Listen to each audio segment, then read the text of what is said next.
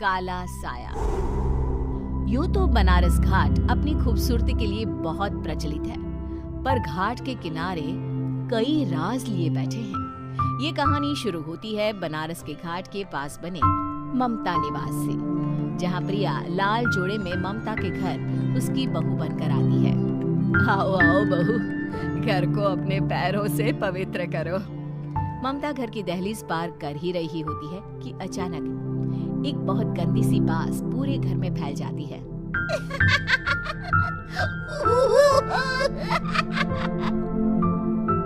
ये बदबू और ये आवाजें, ये कौन हंस रहा है माँ? अब ये पड़ोसी ना हमारे थोड़े अलग से है। कहाँ हम शाकाहारी और ये मांस मच्छी खाने वाले। छोड़, तो ध्यान मत दे और गृह प्रवेश कर। और हाँ बहू, अपनी सास की एक बात हमेशा याद रखना, इन पड़ोसियों से तो कभी बात नहीं करेगी।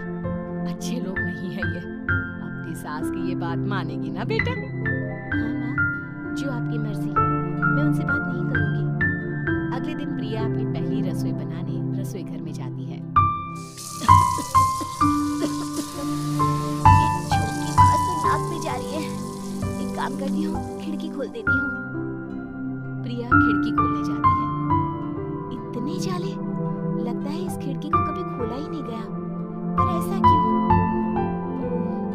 नॉन वेज की स्मेल आती होगी ना। 2 मिनट के लिए खोल लेती हूँ, फिर बंद कर दूंगी।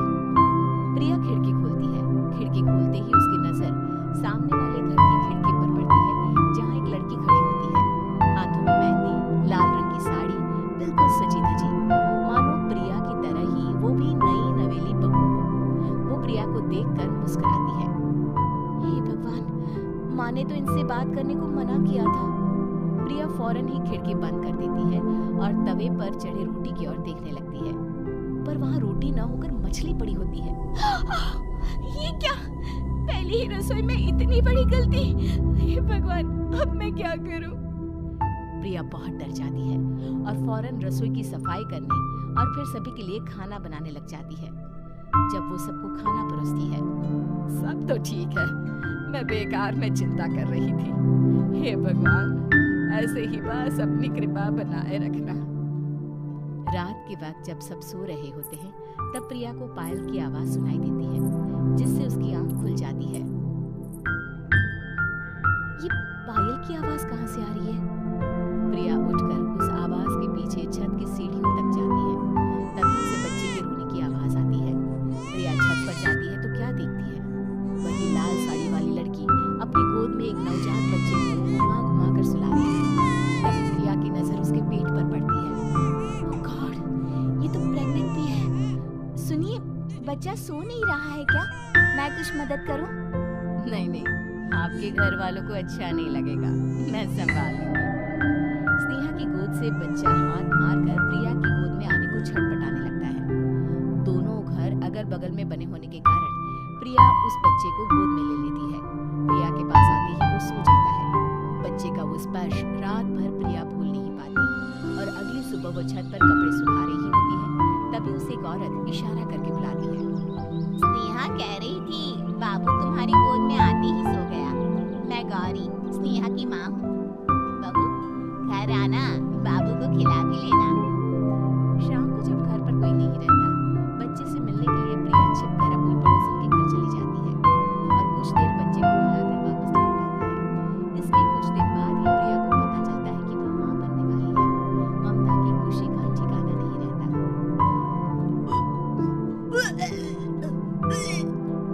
अजी, पता नहीं क्यों उल्टी आ रही है। प्रिया भागती हुई वॉशरूम में जाती है तो हरे और लाल रंग की उल्टी करती है। उस उल्टी में से कीड़े निकलते हैं। ये क्या? खून और ये कीड़े। माँ, माँ। प्रिया की आवाज सुनकर ममता दौड़ कर आती है, पर बेसिन में कुछ नहीं होता। प्रिया हक्की बक्की रह जाती है। ये सब क्या हो रहा है? प्रिया घबरा जाती है और अपने कमरे में जाकर सो जाती है। डर के कारण वो इतनी थक जाती है कि उसकी आंख लग जाती है। तब उसे ऐसा लगता है उसके पेट पर मानो कोई बैठा हुआ हो। कौन हो? प्रिया के पेट पर एक 5 महीने की बच्ची बैठी हुई थी, जो बुरी तरह जली हुई थी। माँ, तुम ही मुझे लाई ना अपने पेट में।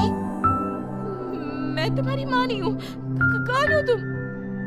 माँ, देखो मैं चल गई बुरी तरह से। 6 महीने पेट में रहने को भी मुझे नहीं मिला। सहला दो ना माँ। बचाओ, बचाओ, माँ। ममता दौड़कर कमरे में आती है। प्रिया की बातें सुनकर वो सब समझ जाती है। तू कहीं बगल वाले घर में तो नहीं जाकर आई ना बहू? मुझे माफ कर दो, मैं गई थी माँ। उस घर में सब मरे हुए हैं बहू। कई साल पहले स्नेहा उस घर में बहू बनकर आई थी। कुछ ही दिन में वो एक बच्चे को जन्म देने वाली थी।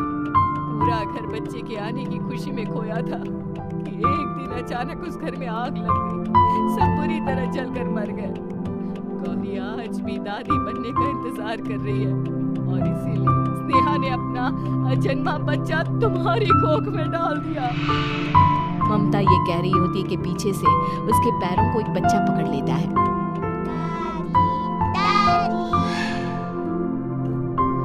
माँ, स्नेहा की गोद में यही बच्चा था। ये बच्चा कौन है फिर? तेरी मौत है। तेरी भी दादी। जिस चीज का ममता को डर था वही हो गया। ममता निवास के ऊपर मौत ने चादर बिछा दी थी। प्रिया का पेट ऐसे बढ़ जाता है मानो 9 महीने का हो। 2 हाथ उसके पेट से बाहर निकलते हैं। बहू, संतोष को फोन कर, किसी पंडित जी को बुला बहू। प्रिया का पति भागता हुआ घर आता है। ये तो होना ही था माँ। तेरा बाप तेरे सामने आ गया तो तू सह नहीं पा रही है। स्नेहा घर में आग लगी नहीं थी, माँ ने लगाई थी प्रॉपर्टी की लालच में। और वो बच्चा मेरी पहली पत्नी का बच्चा है, मेरा बेटा, जो कि उस आग की चपेट का शिकार हो गया था। मैंने तुमसे ये सब माँ के कहने पर छुपाया था। मुझे माफ कर दो प्रिया। तुम अगर चाहो तो यहाँ से जा सकती हो। मैं तुम्हें किसी भी बंधन में रखना नहीं चाहता।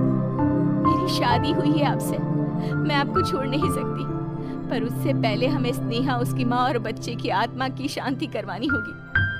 संतोष और ममता गौरी के घर जाते हैं। अंदर सब कुछ जला हुआ होता है। जमीन पर जली हुई लाशें बिखरी हुई थी।